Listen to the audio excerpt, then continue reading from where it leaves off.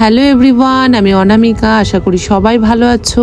আবারও চলে এলাম তোমাদের সামনে নতুন একটি ভিডিও নিয়ে। আজকে আমি ঘুম থেকে ভোর 5:30টায় উঠেছি।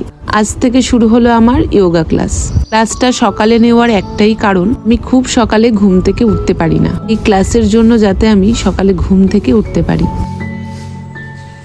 একটি মেয়ের বিয়ের আগে যেমন তার বাবা মার সাপোর্টটা ভীষণ প্রয়োজন, আর বিয়ের পর তার হাজবেন্ডের সাপোর্টটা ভীষণ প্রয়োজন। আমি ক্লাস শেষ করে ফ্রেশ হয়ে চলে গেছিলাম ব্রেকফাস্ট বানাতে।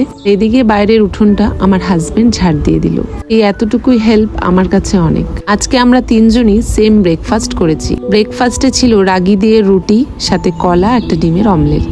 ব্রেকফাস্ট সেরে আবারও কিছুক্ষণ রেস্ট নিয়ে চলে গেছিলাম লাঞ্চের খাবার তৈরি করতে। আজকে লাঞ্চে ছিল ঢেঁকি শাক, সাথে কচু দিয়ে রুই মাছের ঝোল। দ্রুতির রুই মাছের ঝোলটা বানিয়েছিলাম কোয়াশ আর ঝিঙে দিয়ে।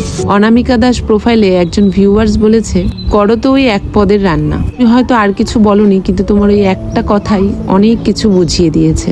তোমাদের মতন মানুষ আছে বলেই আজকে অনেক মানুষ একসাথে এক হাঁড়ির ভাত খেতে পারে না। আজকে দ্রুতি লাঞ্চে ঢেঁকি শাক দিয়ে তৃপ্তি করে ভাত খেয়েছে। আজকে ওকে আর মাছ দিলাম না, রাতে একেবারে খাবে। আসলে ওই তৃপ্তি করে খাওয়া দেখে আমি ওকে ডিস্টার্ব করলাম না। ও খেতে খেতে আমি এদিকে পুজোটা কমপ্লিট করে ফেললাম। আজকে ছিল একাদশী। খুব ইচ্ছে আছে এবার থেকে একাদশীটা পালন করার। পুজো দিয়ে সারা বাড়ি কর্পূর আর ধুনো দেখালে ভীষণ পজিটিভ এনার্জি পাই। পুজো দিয়ে দ্রুতির থালাতেই আমি খেতে বসে পড়লাম। দিন পর কচু দিয়ে মাছের ঝোল খেলাম, ভীষণ ভালো লাগলো। আর কচুগুলো খুব ভালো সেদ্ধ হয়েছিল।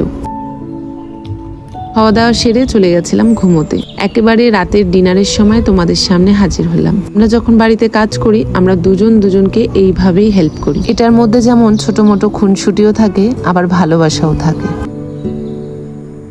তোমরা আমার এই সামান্য রান্নাঘরটিকে অনেক ভালোবাসা দাও, তার জন্য তোমাদের কাছে আমি অনেক অনেক কৃতজ্ঞ। চলো তাহলে আজ আসি, সবাই ভালো থেকো।